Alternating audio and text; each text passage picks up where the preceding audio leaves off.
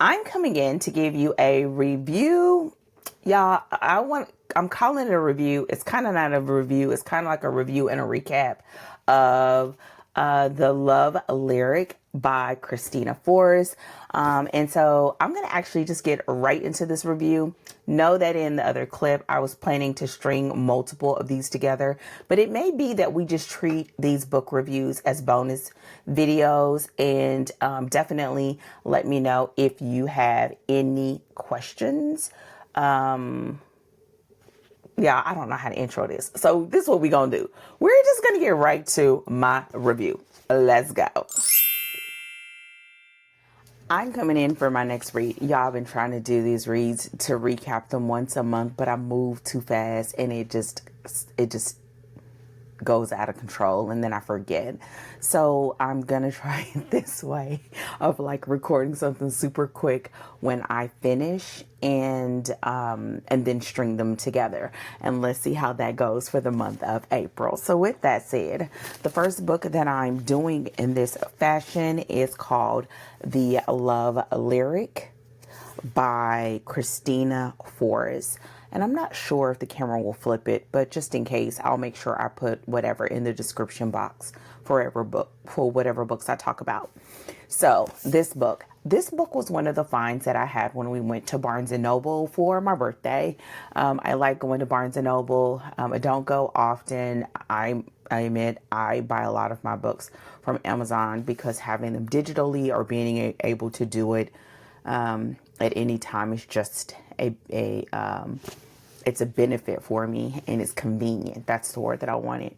But for my birthday, I wanted to go into the store, and usually what I try to do is find books that I probably wouldn't stumble across or something different. This particular trip, I was looking for what I was calling nostalgia, African American romance, and then I also wanted to look for some other things, which you'll see as I read those books. But for this book, what caught my attention was the fact that this is an R&B romance. Now listen, I love a good R&B romance. You don't have them very often. One of my all-time favorites, and I can't think of the name of the book, but I can literally go get it from my shelf, was an R&B romance. And it felt like nostalgia. Remind me of a good old Kimani Press. Y'all, I realized like, yeah, I always have smudges on my glasses. Pardon me, okay? But a good 90s sort of nostalgia sort of R&B romance. And this is, I'm going to read the description and then I'll tell you my thoughts. An R&B singer and a corporate executive let love take center stage in this romance by Kristina Forest. And the description is, Iris Green used to be a woman with a plan, but all of that changed after she met the love of her life at 25, got pregnant and married, and then became a widow and a single mother, all in little over 2 years. Now after years of hustling, Iris is the director of partnerships at a beauty company and raising sweet 6-year-old Kalia,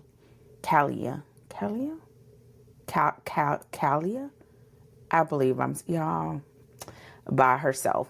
Despite her busy life, she still can't help but feel lonely. She just needs to catch her breath. And one night at her sister's wedding, when she steps outside to do just that, she sees a certain singer who takes her breath away. By all accounts, pop R&B singer Angel Hughes has it made. He's a successful musician and has just scored a brand ambassador deal with an emerging beauty company. He's still not fulfilled. He's still not fulfilled. He's not producing songs he's passionate about, and there's a gaping hole in his love life. When he visits the Save Face Beauty office to kick-start his campaign, he's delighted to see Iris, his stylist's sister, the beautiful woman he secretly had a crush on for years. Despite their obvious attraction to each other, they must stay professional throughout the campaign tour, a goal that doesn't quite pan out. But when it becomes clear their lives aren't in sync, can they fall back in step to the same rhythm and beat? So I'm going to say this, and y'all, this may have spoiler alerts or spoilers. I'll try my best to like flag them as I'm talking about it. I'm not going to give everything away, but I am going to give my impressions. I think this is a great book. It's a great book. And actually, I want to say a great book, maybe a good book. And the very end was great. And I don't like doing star ratings as an author. They could just butcher everything. So my thing is, it's a great book. I mean, I would just give it a 5-star on the fact that I finished it still with a very busy schedule in like a couple of days. We meet Angel in the prologue. And in general, I'm not a fan of prologues in romances. I feel like it can be a little bit like, I don't know. I'm just not a fan. And in this case, I think I wasn't a fan of the prologue. Not because of anything. I just didn't like it. Yeah. I'm going to tell you why. So we meet both Angel and Iris Green in the prologue. They are going to her sister's not wedding party, something like that. She was supposed to get married. I think she found out that her fiance was cheating and she called off the wedding, but she decided to still have the party. And Angel is her new client. So he was invited and they meet there and they have a moment there. Angel is her sister's client. And Angel was the R&B singer or pop R&B singer. And so they meet at the party, they have a moment. But what I didn't like is this is early kind of in his career and his swag was on not, okay? He didn't have any swag. And I feel like, oh gosh, I personally do not like stories where the main male character just doesn't feel like he has a sense of presence about him. And I wasn't quite getting where she was going. And so the prologue to me just did not put Angel in a good light for me. But you saw up front how Iris was like a dedicated mother and how she's this problem solver. And she's just, you know how sometimes as Black women, we like S on our chest. That's how Iris is. And we see her right up front, like solving this big issue with her sisters, like right in chapter 1, like solving something at her sister's wedding. And so I think to me, it sort of like was like, I don't know about this, because he sort of was, he was just like a regular around the way guy. And I think that's fine. That's just not the type of main male characters I prefer. And so the first chapter fast forwards a few years and we see Iris.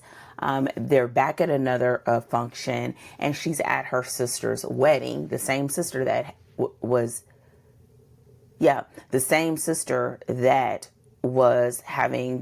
that didn't get married in the prologue is getting married to someone else. She's happy. Everyone's happy. And they're at the wedding. And it's years later and Angel and Iris bump into each other again. And now the thing that was the saving grace about the prologue, he liked Iris. Iris was not in any position to enter into some sort of situationship, relationship, etc. However, he made it clear in the prologue that he liked Iris, and Iris kind of was just freaking out. It was just too much, too soon, too fast. So she runs off. And when we see them again, now they are further along in life. She's further in her career and at her company with Save Face Beauty. I believe that's the name of it.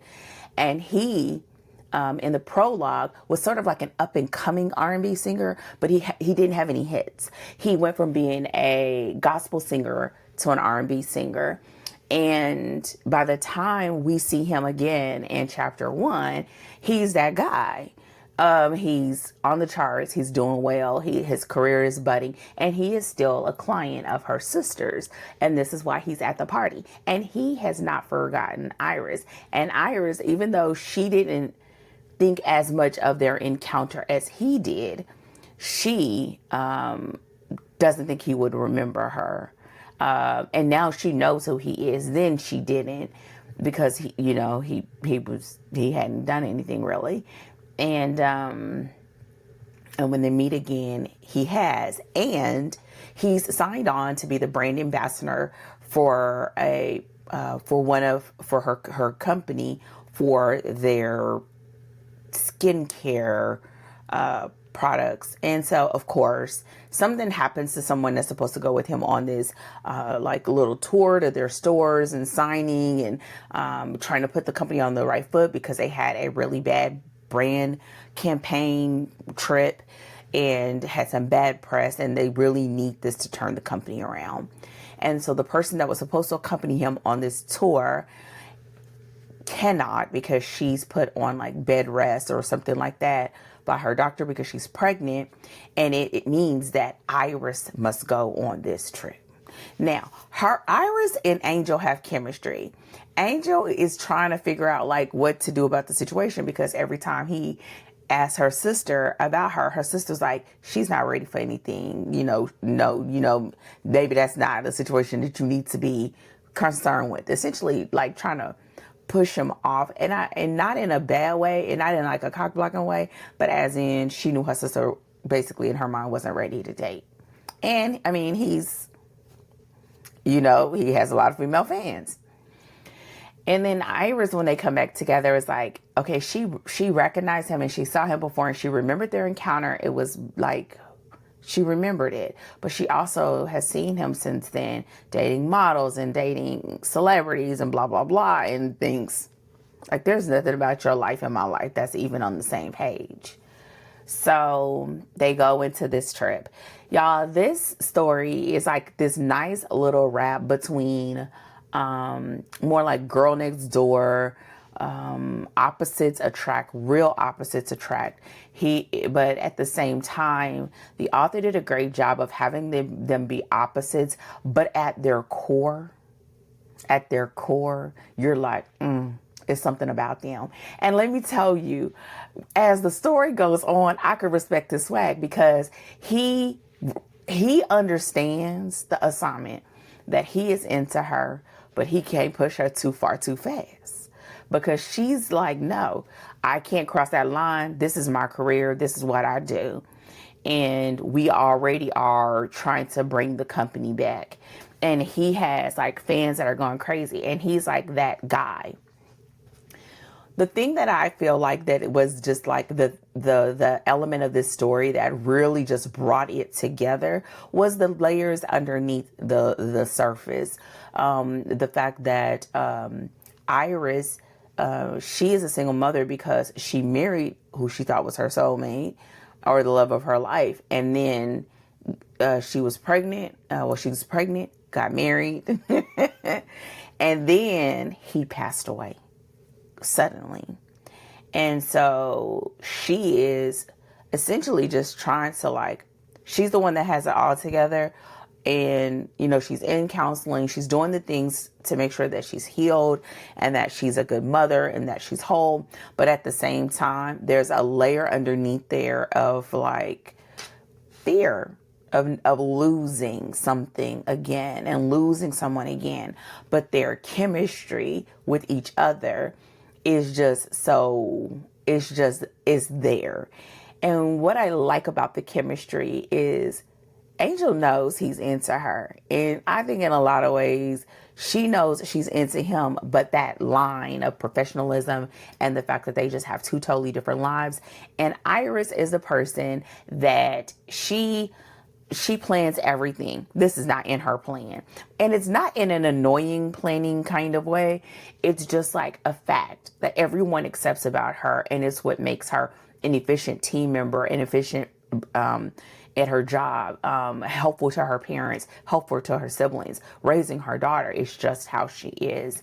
And so what happens in their attraction is that it's more so of this thing of just commonality, of how they get into this bubble, even in a room full of people, and everything fades away except for their conversation, to the point where they're having to like put them, like, she has to get back in check, get back into the game and what's going on.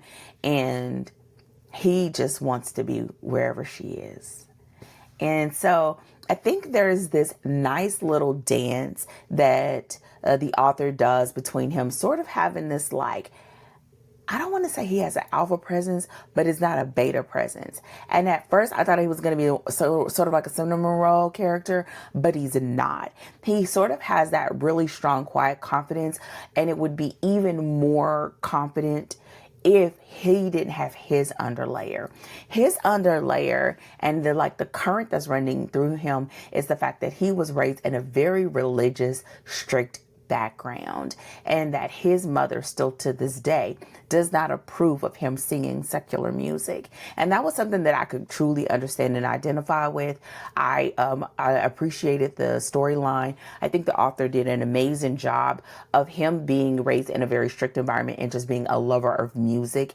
And because of his pursuit of music, it has put a wedge between him and his mother, because there was a lot of judgment that was attached to how she saw what he does, even though, you know, she accepts all gifts and money and all that stuff, and donating to church and the kids fund and the youth ministry and all that stuff. But she's very standoffish and very rude and very judgmental. And it just felt, it put a distaste in his mouth, and it did in mine as well. I thought it was so awful the way she was treating him.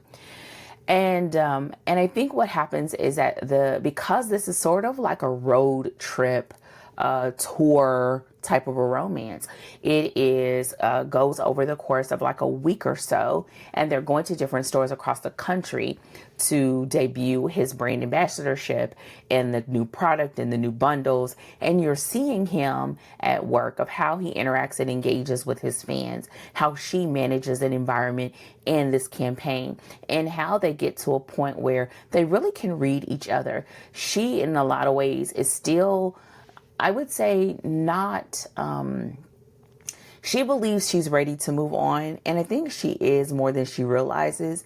But at the same time, she's someone that is very acutely aware of loss, and how she's watching her daughter grow up and is growing up without the knowledge of her father. And so you see her sort of warring with that, and it's something that she will confront head on during the story. And then Angel is having the dynamic with his mother of, you know, her judging, and then on top of that, having this sense of not being successful, but not feeling confident or comfortable in his success, because it's not the kind of music that he would really like to sing. He really wants to sing R&B soul. They really want him to do R&B pop, and they want him to just keep making the hits. And so I think the thing that's the game changer, which makes this a true sort of rock style R&B, you know, romance, is what changes the dynamic is a song. He writes a song after seeing her at the wedding, and he gets inspiration from their encounter, even though she ran off, which I thought was a little bit weird, but whatever. And he gets inspiration. He writes a song for her, and it turns to a hit, and she starts hearing it on the radio, and she's like, is that about me? That can't be about me. And then she comes to find out it is about her. Now, what I love, and the reason why I have to respect his swag, whenever she asked him, he told her, yes, it was. Why wouldn't it be? And that's when I was like, okay, he sort of has that laid back style, but at the same time is there.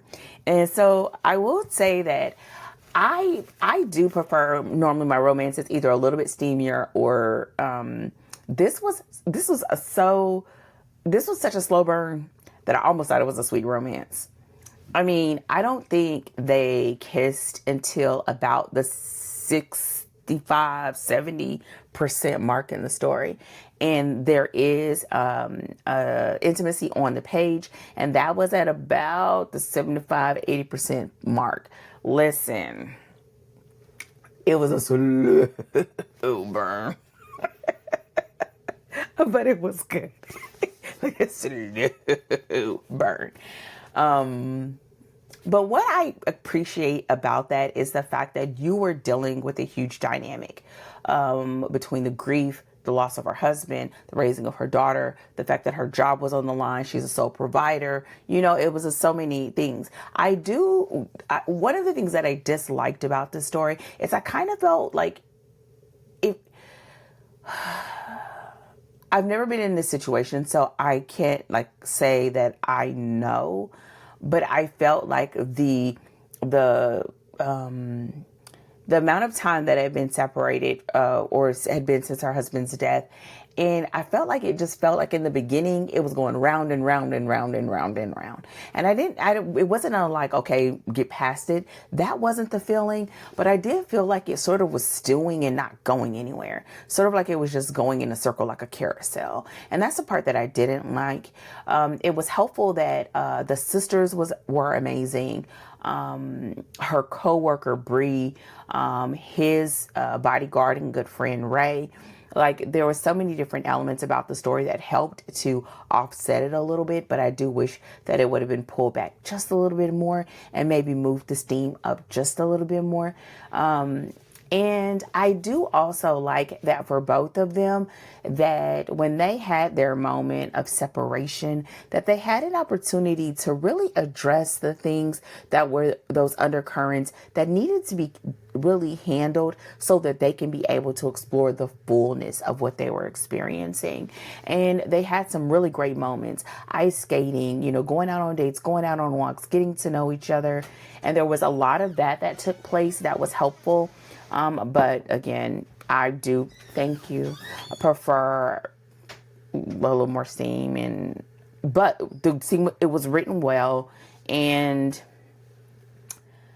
I did feel like she felt a little bit more wishy-washy than I would have liked her to be, especially for her being I think she was 32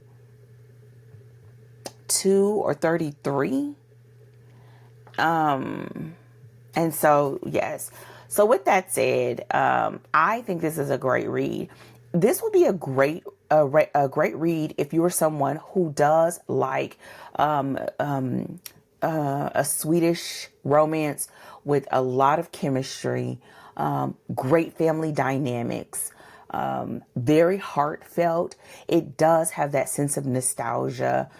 It feels really like a really great African American romance and a great romance in general. It does feel very traditional romance to me. You do get the feeling that this is a traditionally published romance, and it is. You get it through the pacing and the dynamics. If you were someone, listen, if you're someone that pays attention to chapter lengths, y'all, these are some long chapters. Now, listen, your girl had a book hangover more than once, because once I started reading, I just wanted to see what was going to happen. I did want the pace to pick up, but a bulk of their love story does take place while they're on, of their getting to know you does take place in a forced proximity situation, because they're traveling and they are working together. So you have all of those great tropes, like opposites attract. I would not say grumpy sun. No, no grumpy. Opposites attract. I would say girl next door, pop star. I would say great family dynamics on her side. Not so much on his side. His sister is amazing. How him and his sister are really close, even though they had a strained relationship with their parents. And I felt like it just was all the way around a good story. So if you love African American romance, if you like a traditionally paced romance, slow burn, but definite chemistry, like you know it and you believe these two should be together. And it was a great book for me to have a time to read. And I wanted it as a physical copy. And I just enjoyed it. Y'all, I just gobbled it up. And so I would say if I were to rate this book, I don't like ratings, but I would rate this. I wouldn't rate it a 5. I wouldn't rate it a 5, but it would be like a 4.5. And mainly because, y'all, I'm telling y'all right now, don't go by my rating. Just go by my words. If it sounds like your kind of read, because I don't like giving people nothing really low unless it's just an awful story. But the reason why I wouldn't give it a 5 is because I do feel like some of those things were deterrents for me. I personally read for entertainment when I'm reading like this, and I do not like books with a lot of sad stuff. And that whole thing with the husbands passing away and the sort of going around and around with it was a bit much for me. But it wasn't so much that I stopped reading. I also feel like the end kind of sort of made up for the beginning. So that's why I would say a 4.5. Would I read this story again? Yeah. Maybe. It had some areas where it was a lot of skimming going on. I'm not going to lie. She had some long paragraphs. I really wish our editor would have broke those paragraphs up because, baby, there was some long paragraphs. I like short paragraphs. I like white space when it's in physical books. It just makes it for an easier, quicker read. But yeah. And so overall, I loved it. I love the dynamic with him and his fans. I love his commitment to his music and even us watching him wrestle with that and finding his voice even in that. And yeah, he did have sort of a beta swag. I would like to be more alpha than me. Just a little bit. Would I pick this story up again? Knowing what I know now, would I pick it up again? Maybe. Not a hard yes, but not a no. So it's like right kind of at the middle of the road. I'm going to see. I had some other questions that I like to ask myself.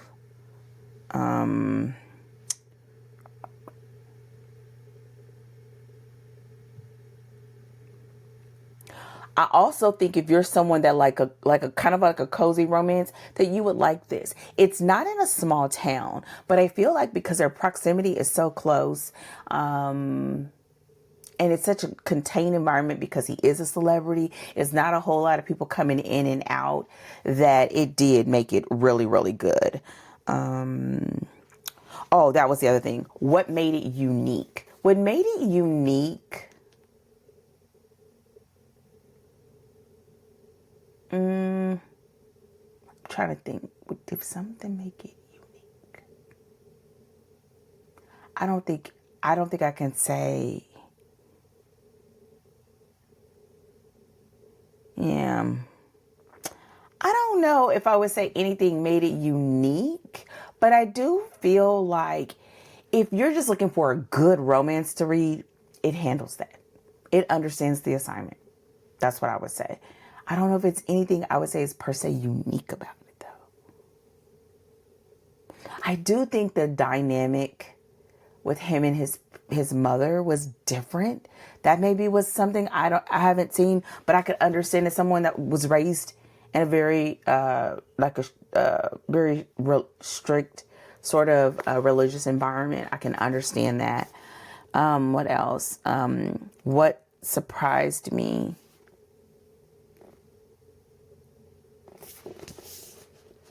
Listen, when they crossed that line, it was crossed.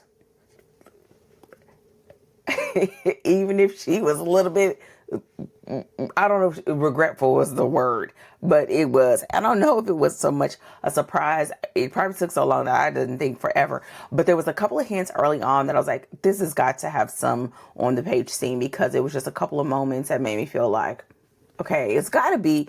And there was no, when you're getting it like this, you don't have the benefit of the reviews. And I did not go onto Amazon and look at the reviews intentionally. Would I recommend this to a client? I would recommend this to a client if they were writing sweet romance, because I think you could have taken out the steamy parts and the story would have been just fine. I do believe it helped to move the relationship further, which is a great thing. But it was like, it was. I'm so sorry. I feel like I don't know what to say about that part. I would also say that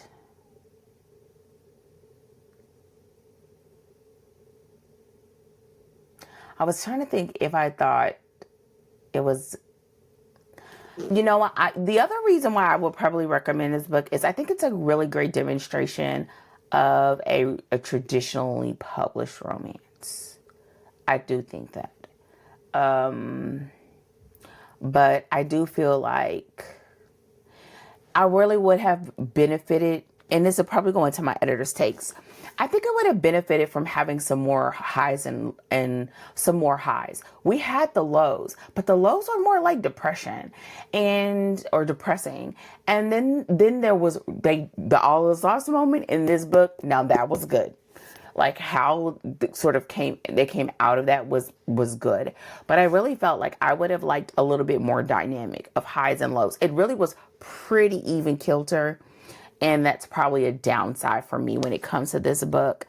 At the end of the day, I said a 4.5. I probably would, if when I put the review up, put it as a 5, mainly because she delivered on the promise.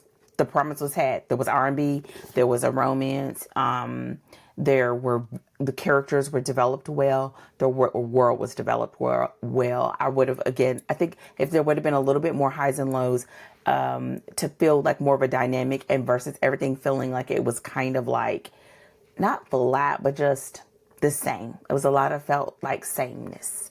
I think if that would have been fixed a little bit more, that it would have made it a little bit better. But yeah, would I pick up another book by her?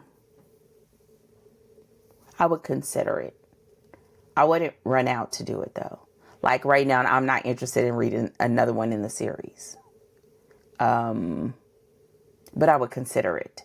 If I was like given the book, would I read it? Maybe. That's all I can say. Yeah. I will say that right now, at the time reading this book, I'm reading another book, and that one I love. And so it does make this one seem a little bit more like it just covered the bases.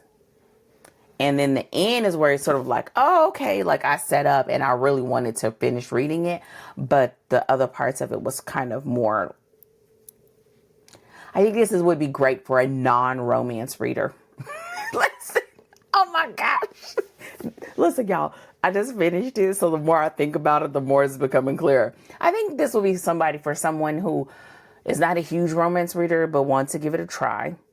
And it's not too overly explicit, so that there is steam on the page, but not overly done. So, yeah. So with that said, that is all. And I will see you guys in the next clip. I am still deciding what book I want to read next, so you'll know when I know. I'll see you in the next clip. Thank you so much for joining me for this quick review. Y'all, this is the first time I'm doing this. As you can see, I'm B-boxing over this. I'm going to get better. Let me know if you have any questions. And if there's any books that you would like for me to read, I'm in the middle of reading another book that I'm just about done with. So I will have I'm going to do another one of these. These have been nice little, midweek something or another. Yeah, let me know if there's any books that you're reading. Are you a fan of African American romance or romance books in general? And have you read this book? If so, what were your thoughts? Let me know in the comments, and I will see you guys on the next Dana Reads. That's what I'm calling this. And that's how you can find it on TikTok too. Dana Reads. All right. I'll see you in the next clip. And as always, take care, and I'll see you all hopefully sooner than later. Goodbye.